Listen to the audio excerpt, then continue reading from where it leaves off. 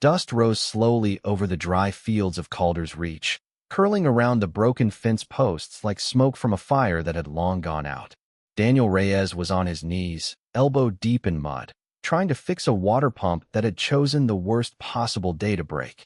The colony's second sun was already climbing high, and sweat rolled down his back as he cursed under his breath. He had not expected to find anything unusual that morning.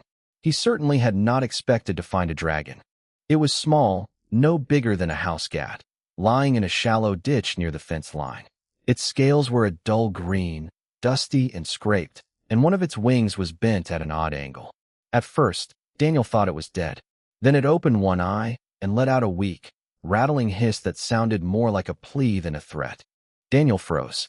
Every settler on Calder's Reach had been warned, again and again, not to touch the native wildlife. The planet's older inhabitants, a cautious alliance of alien species who had lived among the stars long before humans ever left their solar system, had strict laws about such things. Bonding with native creatures was not just discouraged, it was regulated, monitored, and in some cases, forbidden outright.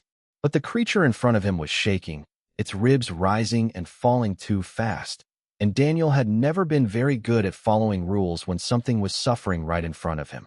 He set his tools down slowly and crouched beside the ditch. The dragon's eyes tracked his every move, wary and sharp despite its weakened state. Daniel held out his hand, palm up, the way his father used to do with skittish animals back on Earth. The creature did not trust him. It bared its small teeth and let out another hiss, weaker this time, before its head dropped back down into the dirt. "All right," Daniel said quietly, more to himself than to the creature. "All right, I'm not going to hurt you." He went back to the house and returned with a blanket and a crate lined with old cloth. The dragon struggled weakly when he lifted it, but it was too exhausted to fight for long. By the time he carried it inside his small homestead, it had gone still, watching him with tired, distrustful eyes. Daniel was not a doctor. He was an engineer, sent to Calder's Reach to help maintain the colony's irrigation systems and power grids. But he had grown up on a farm, and he knew enough about injured animals to clean a wound and set a bent limb as best he could. The dragon's wing was not broken, just twisted badly, likely from a fall. He wrapped it carefully, murmuring softly the whole time, the same way he used to talk to spooked horses when he was a boy. For 3 days, the creature refused to eat. It would curl into the corner of the crate, wings tucked tight, eyes following Daniel whenever he entered the room, but never coming closer. Daniel left food nearby anyway, mostly scraps of dried meat and fruit from his own rations, and waited. He talked to it sometimes, telling it about the colony, about the dry winds that swept through the valley at dusk, about how strange it still felt to live under 2 suns instead of 1. He did not expect the creature to understand him. He just did not like the silence. On the 4th day, he woke to find the food gone and the crate empty. Panic shot through him before he spotted her, curled up on the old blanket near the window, watching the sunrise with sharp, golden eyes. She startled when he moved, ready to flee, but this time she did not hiss. She only watched him, cautious but no longer terrified. "Good morning," Daniel said softly. The dragon tilted her head, an oddly thoughtful gesture for a creature so small. Then, to his surprise, she let out a soft chirp, almost like a question, and shuffled a few inches closer. It was not trust, not yet, but it was something. Over the following weeks, the space between them grew smaller. She started following him around the house, first from a distance, then closer, until she was perched on the back of his chair while he worked at his desk, or curled near his boots while he cooked. She learned the sound of his footsteps and would peek her head out to greet him whenever he came home. Daniel found himself talking to her constantly, giving her updates about his day, as if she were an old friend rather than a wild creature he had found half dead in a ditch. He knew he should report her to the colony administration. The rules were clear, and Administrator Hale was not known for looking the other way when it came to native wildlife. But every time he thought about giving her up, sending her back to a wilderness that had already nearly killed her once, something in his chest tightened uncomfortably. She had chosen to stay. She had chosen him. And Daniel, stubborn as ever, was not about to argue with that. He gave her a name one evening, watching her chase a moth around the room with clumsy, excited hops. Wisp, he called her, because she moved like smoke, quick and quiet and impossible to pin down. She looked up at the sound of her new name, blinking slowly, and something about the way she settled back down, calm and content, told him she approved. Neither of them knew yet how much trouble and how much joy that small decision would bring.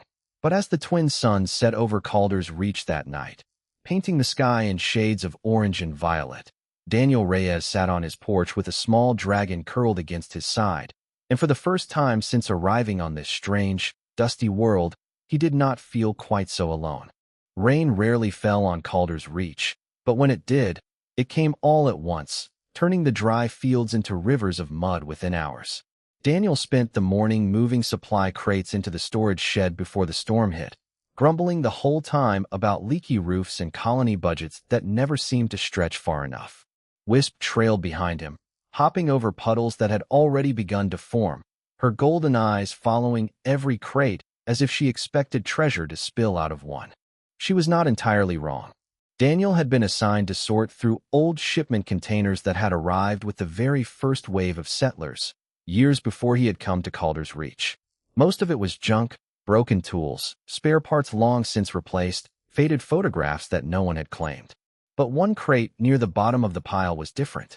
It was smaller than the rest, patched together with tape and marked with a child's messy handwriting. Someone had written toys across the top in faded blue ink. Daniel pried it open out of curiosity more than duty. Inside was a small collection of items clearly meant for a child who never got the chance to unpack them: a stuffed animal missing an eye, a few plastic figurines, and a miniature dollhouse hat, no bigger than a thimble, stitched from soft green fabric with a tiny ribbon around the base. He almost laughed at how absurd it was, finding something so small and delicate buried in a crate meant for frontier supplies. He turned it over in his fingers, wondering what child it had once belonged to and where they were now. Before he could set it aside, Wisp let out an excited chirp and hopped onto the crate, sniffing at the hat with intense curiosity. "You want this?" Daniel asked, half joking. Wisp answered by nudging the hat with her snout, nearly knocking it off the crate entirely. Daniel picked it up and, mostly as a joke, placed it gently on top of her head, right between her small horns. The effect was immediate and completely unexpected. Wisp froze. Her whole body went still, her eyes widening as if she had just been crowned queen of the entire colony. She did not move for several long seconds, as though afraid that any sudden motion might make the hat disappear. Then, slowly, she turned her head from side to side, testing the weight of it, before letting out the loudest, proudest chirp Daniel had ever heard from her. "Careful," Daniel said, laughing now. "You're going to lose it if you keep shaking around like that." Wisp did not seem to care. She hopped down from the crate and paraded around the storage shed, tail held high, wings slightly spread, moving with the kind of exaggerated confidence usually reserved for creatures 3 times her size. She bumped into a stack of empty containers and did not even flinch, too focused on her new prize to notice. Daniel watched her with a mixture of amusement and disbelief. He had seen her curious about plenty of things before: shiny tools, buzzing insects, the occasional loose bolt, but nothing had ever captured her attention quite like this. It was just a scrap of fabric shaped like a hat, hardly practical for a creature covered in scales, and yet she wore it like it was the single greatest treasure in the galaxy. The storm rolled in not long after, forcing them both back into the house, but Wisp refused to take the hat off, even as she shook rainwater from her wings. She curled up by the window that night, watching the storm through the glass, hat still perched proudly on her head, tilted slightly to one side. Word of the hat spread faster than Daniel expected. Petra, his closest neighbor, showed up 2 days later under the excuse of borrowing tools, though Daniel suspected the real reason was curiosity. She had heard rumors about a strange creature living in his house, and when Wisp came trotting out from behind the couch, hat firmly in place, Petra nearly dropped the wrench she was holding. "You've got to be kidding me," she said, staring. "That thing is a hat." "She found it in one of the old shipment crates," Daniel explained. "Wouldn't take it off since." Petra crouched down slowly, watching Wisp with the same caution most colonists reserved for unfamiliar wildlife. But Wisp, emboldened by her newfound accessory, marched right up to her without hesitation, sniffing at her boots before letting out a satisfied chirp. "She's friendly," Daniel said. Mostly. Petra reached out a hesitant hand, and Wisp allowed the touch, tilting her head so the hat wouldn't slip. Something about the absurdity of the moment, a wild native creature calmly accepting affection while wearing a tiny handmade hat, seemed to break through Petra's skepticism entirely. All right, she admitted, a small smile creeping onto her face. That is genuinely adorable. From that day forward, Wisp refused to go anywhere without her hat. She wore it while chasing insects through the fields, while curling up on Daniel's workbench, even while sleeping, somehow never losing it no matter how much she tossed and turned. The other settlers began to recognize her by sight, the small green dragon with the tiny hat, trotting proudly beside the engineer who had found her. Daniel had no way of knowing it yet, but that small, silly hat was about to become far more important than either of them could have imagined. Word about the small dragon in the tiny hat had spread across Calder's Reach faster than any official colony announcement ever could. Children began asking their parents if they could visit the Hat Dragon. Settlers who had never spoken to Daniel before suddenly found reasons to stop by his homestead, usually with some flimsy excuse about borrowed tools or spare parts, though everyone knew the real reason was curiosity. Wisp, for her part, seemed to enjoy the attention immensely, greeting visitors with proud little struts and the occasional dramatic flap of her wings. But it was not just her charm that made her useful. As the weeks passed, Daniel began noticing patterns in her behavior that went far beyond simple companionship. The first time it happened, he had been repairing a fence near the edge of his property when Wisp suddenly went rigid, ears flattening against her skull, tail lashing side to side. She let out a sharp, urgent chirp and darted toward the house, circling back to nip at his sleeve when he did not immediately follow. Confused, Daniel packed up his tools and headed inside, only for a violent dust storm to sweep through the valley less than 20 minutes later, the kind that could strip paint from metal if you were caught outside in it. After that, he started paying closer attention. Wisp always seemed to know when the weather was about to turn, long before the colony's own instruments picked up any warning signs. She also had an uncanny ability to sense when small pests, biting insects that plagued the local crops, were nesting nearby, chasing them off with gleeful enthusiasm before they could do any real damage to Daniel's small garden. "You're better than half our equipment," Daniel told her one evening, only half joking, as she proudly deposited a dead insect the size of his thumb onto the porch step like a trophy.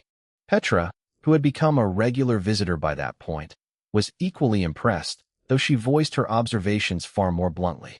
"She's basically doing your job for you," she said one afternoon, watching Wisp patrol the edges of the garden with her hat slightly askew.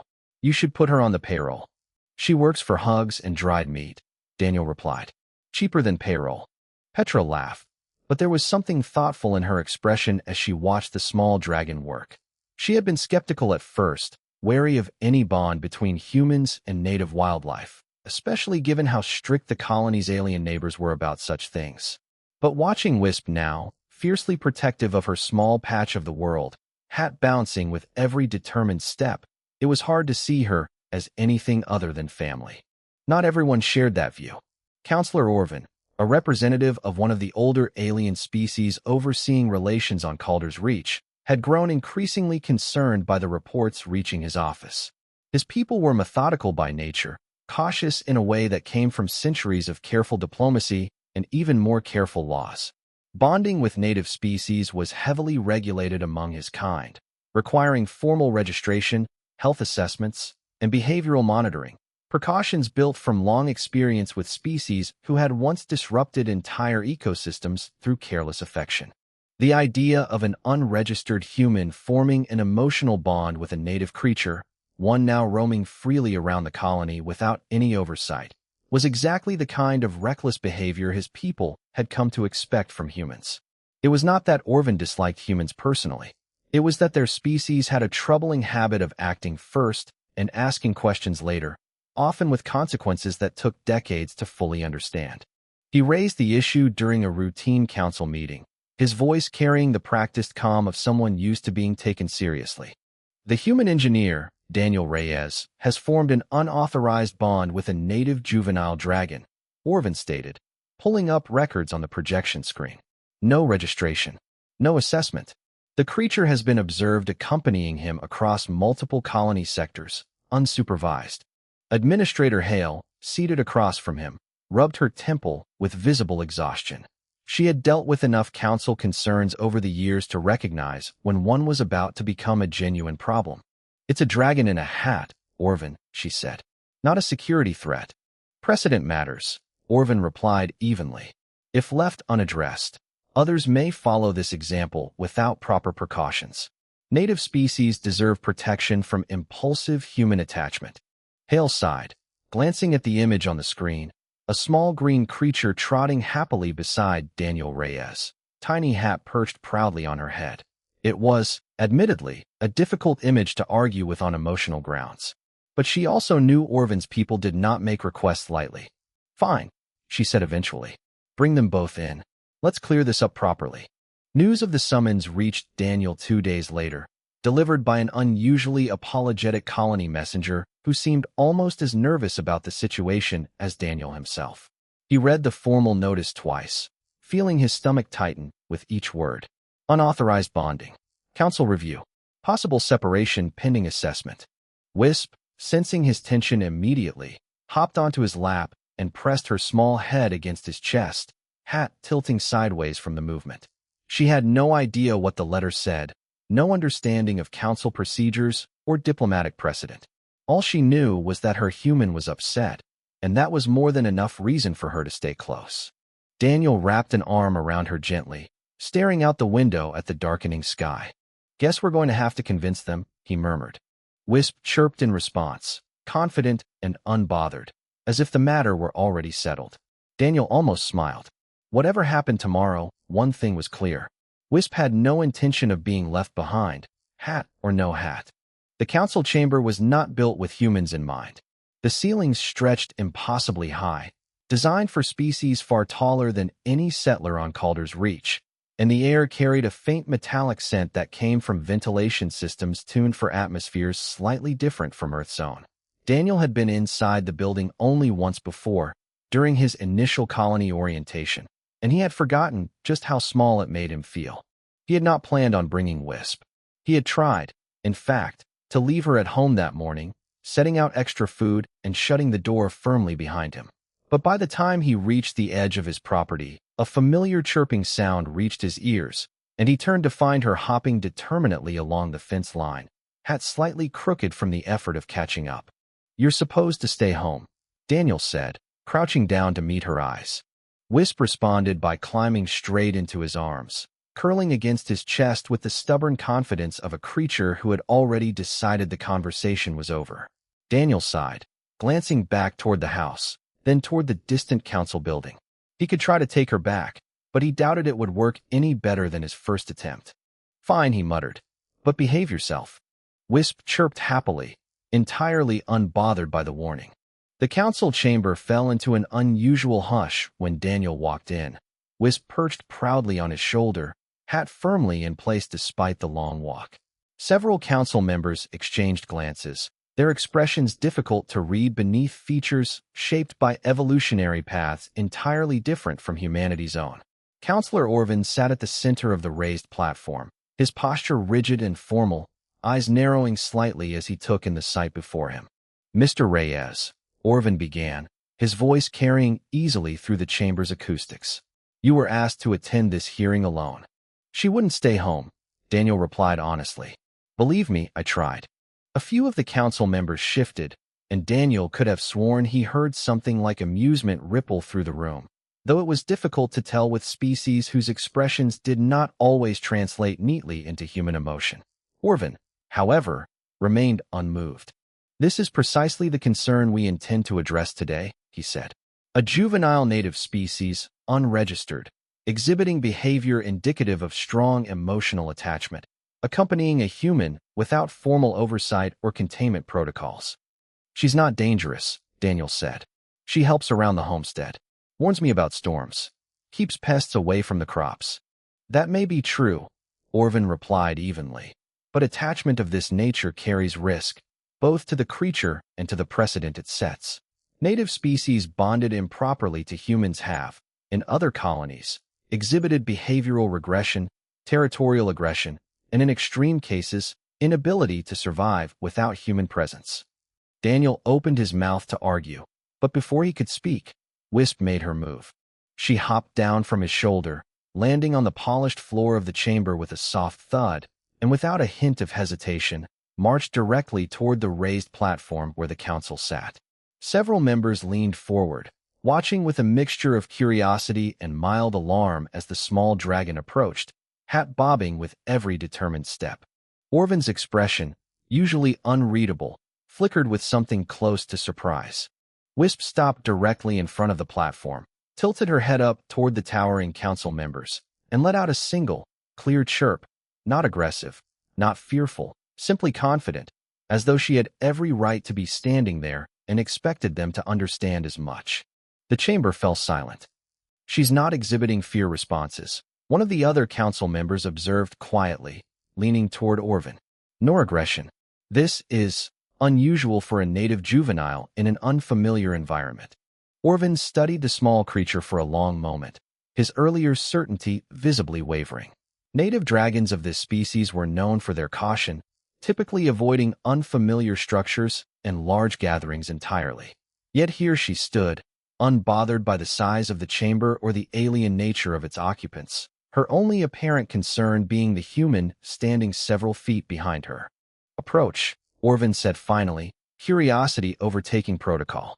Wisp did not need to be told twice. She hopped up onto the lowest step of the platform, then the next, until she was close enough for Orvin to get a proper look at her. He studied her carefully, noting the healed injury on her wing, the healthy weight of her small frame, the bright alertness in her eyes, and, of course, the small green hat perched proudly on her head. "This ornament," Orvin said slowly. "It serves no biological purpose." "No," Daniel admitted. "She just really likes it." Orvin reached out, very slowly, allowing Wisp the opportunity to retreat if she chose. She did not. Instead, she leaned into his hand curiously, sniffing at his fingers before letting out a soft, approving chirp. The counselor's stern expression cracked, just slightly, into something that might have been the beginning of understanding. "She trusts easily," Orvin murmured, almost to himself. "Too easily, perhaps." "She trusts him," Daniel said quietly. "That's different." Orvin glanced between the small dragon and the human standing nearby, something shifting behind his eyes. The council's laws existed for good reason, built from centuries of careful observation and hard-earned caution. But laws, he was beginning to realize, did not always account for bonds formed not through recklessness, but through genuine care. "This hearing will reconvene," Orvin said finally, straightening. "Formal assessment will proceed, but under revised terms. The creature's well-being will be monitored, not separated." It was not a full victory, not yet, but Daniel felt something in his chest loosen all the same. Wisp, seemingly satisfied with the outcome, trotted back down the steps toward him, hat still firmly in place, tail swishing with unmistakable pride. Whatever challenges still lay ahead, one thing had become clear to everyone in that chamber. This small dragon had no intention of letting anyone, human or otherwise, decide her loyalties for her. The trouble started with the wind. It came from the northern ridge, carrying a smell that Daniel had never encountered before, sharp and earthy, like disturbed soil mixed with something faintly metallic. He noticed it while repairing the irrigation lines near the edge of his property, and he might have dismissed it entirely if Wisp had not reacted the way she did.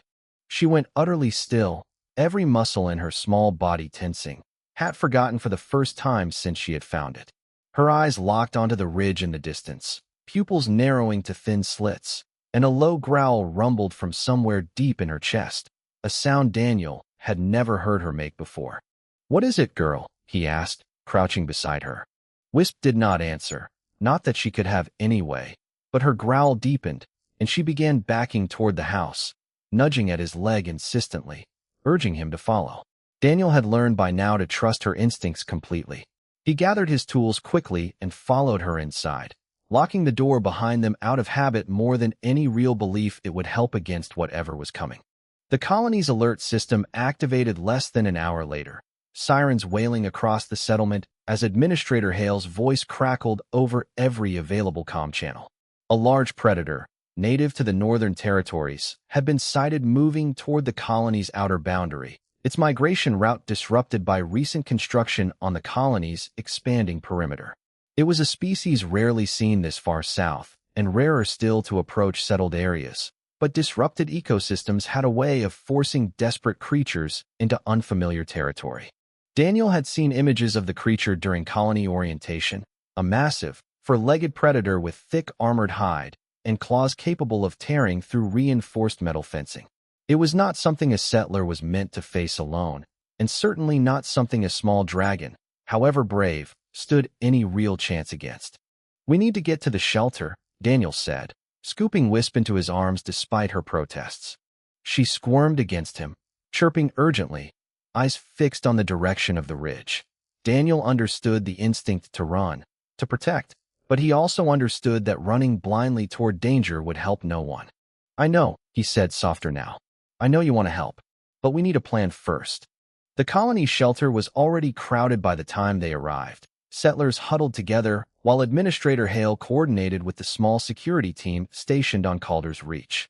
Petra was there too, pale but composed, gripping a makeshift weapon that looked more suited to farm work than actual defense.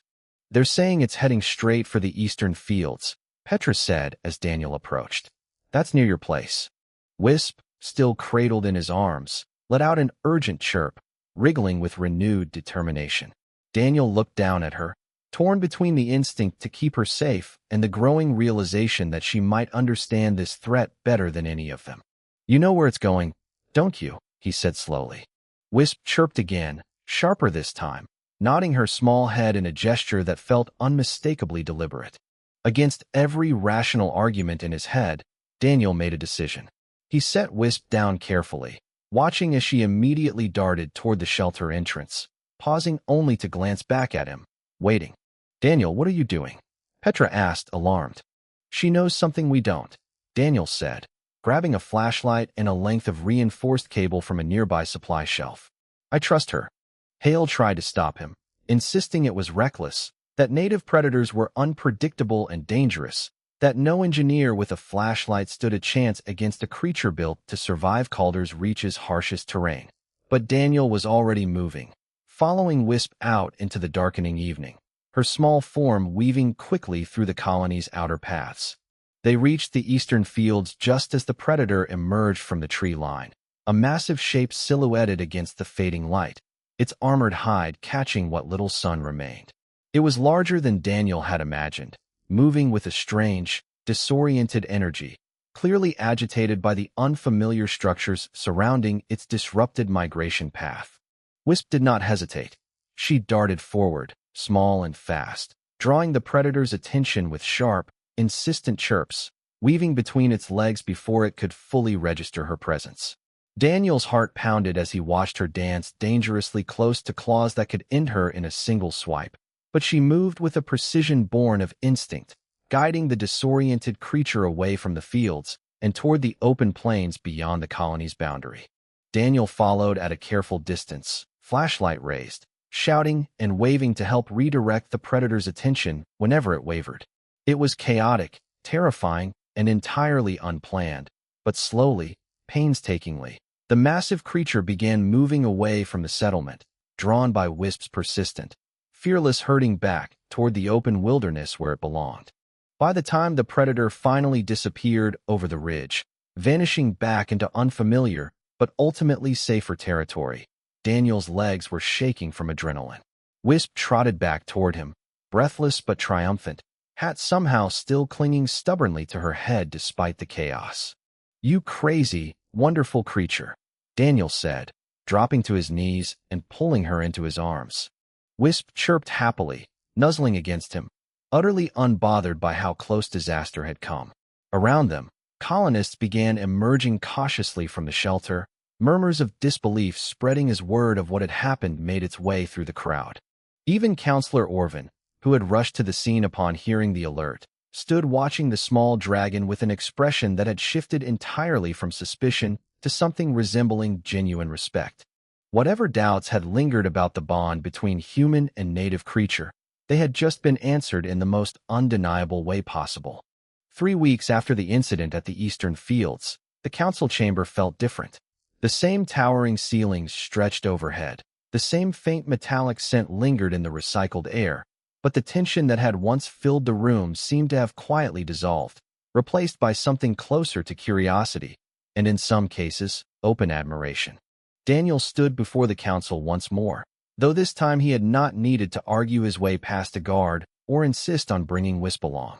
She walked beside him now, without hesitation, hat perfectly straight atop her head, tail swaying with the easy confidence of a creature who no longer felt the need to prove herself to anyone in the room. Counselor Orvin rose from his seat as they entered, and Daniel noted, with some surprise, that the formal stiffness that once defined the counselor's posture had softened considerably. "Mr. Reyes," Orvin said, inclining his head slightly, "and Wisp." It was the first time Daniel had heard anyone outside the colony use her name, and something about hearing it spoken so formally, so respectfully, in this massive chamber built for beings far older and more cautious than humanity, struck him as strangely moving. "We have reviewed the incident at the eastern boundary," Orvin continued, addressing the gathered council. "The Predator's migration disruption was, as suspected, caused by expansion of colony construction into previously undisturbed territory. Left unaddressed, further incidents were likely. However," he paused, glancing down at Wisp, who returned his gaze with calm, unbothered patience. "The intervention by this juvenile native, guided by her bond with a human companion, prevented significant harm to both colony infrastructure and the creature itself. This outcome was not achieved through regulation or containment. It was achieved through trust." Murmurs rippled through the chamber, and Daniel felt his chest tighten with something between pride and disbelief. He had come to this world expecting hard labor and unfamiliar customs, not vindication in front of an entire alien council. "Our laws exist for good reason," Orvin continued, his tone thoughtful now rather than rigid. "Centuries of experience have taught caution. But caution, applied too broadly, risks overlooking bonds formed not from carelessness, but from genuine devotion. This creature did not simply survive her encounter with your species, Mr. Reyes. She thrived. She protected. She chose.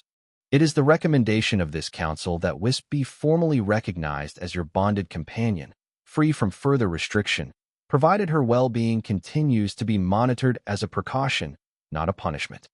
Additionally, Orvin added, glancing toward one of his colleagues, "given the demonstrated instincts shown by this species in detecting environmental disruptions, further study into voluntary partnerships between native wildlife and colonists may be worth exploring, under proper guidance, of course." Daniel nearly laughed at the irony. What had started as an unauthorized bond, one that had nearly gotten him formally reprimanded, was now being considered a potential model for future cooperation between species. He glanced down at Wisp, who was busy sniffing curiously at the edge of the council platform, entirely uninterested in the historical significance of the moment. "Thank you," Daniel said finally, addressing the council, "for giving her a chance." "She gave herself the chance," Orvin replied simply. "You merely had the sense not to stand in her way." The walk back through the colony felt different than the tense journey weeks earlier. Settlers who passed by no longer whispered curiously about the strange human and his native companion. Instead, several offered friendly nods. A few children even waved excitedly at Wisp, who preened under the attention, strutting with exaggerated pride, hat tilted at what had become her signature confident angle. Petra met them near the edge of the settlement, arms crossed but grinning widely. "So, official companion now, huh?" she said, falling into step beside them. "Guess that makes her the most important resident on this entire colony." "Don't tell her that," Daniel said. "She already thinks she runs the place." As if to prove his point, Wisp let out a satisfied chirp, trotting slightly ahead of them both, hat catching the golden light of the setting suns. That evening, Daniel sat on his porch as he had so many times before, watching Calder's Reach settle into its familiar quiet rhythm. The twin suns dipped below the horizon, painting the sky in soft shades of orange and violet, and Wisp curled up beside him, hat still firmly in place, exactly where it had been every single day since she first discovered it. He thought back to that first morning, finding her injured and terrified in a muddy ditch. uncertain if she would even survive the week. Now she was recognized, respected, and utterly unshakable in her loyalty, marching proudly through every corner of the colony without a single ounce of hesitation. Humans were still newcomers on Calder's Reach, still viewed with caution by species who had crossed the stars long before humanity ever left its homeworld. But watching Wisp settle contentedly against his side, fierce and fearless despite her small size, Daniel understood something the Council had only just begun to grasp. Whatever recklessness humans carried with them into the stars, it came paired with something equally powerful, a devotion so stubborn, so unwavering, that even the oldest and most cautious species in the galaxy could not help but take notice. And somewhere in the quiet of that evening, a tiny dragon dozed off beside her human, hat perched proudly on her head, ready to wear it everywhere, for as long as she lived.